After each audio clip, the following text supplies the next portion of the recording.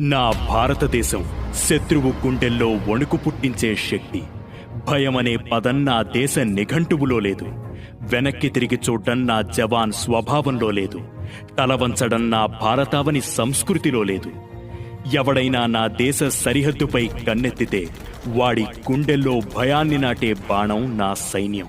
ఎవడైనా నా దేశ సరిహద్దుని తాకాలనుకుంటే వాడి నీడను కూడా చెరిపే చైతన్యం నా సైన్యం. పహల్గాంలో ఉగ్రవాద కుక్కలు 26 అమాయక ప్రాణాలను బలికొంటే శత్రువు నడ్డి విరిచి భరతమాతకు సింధూర తిలకం దిద్దింది నా సైన్యం.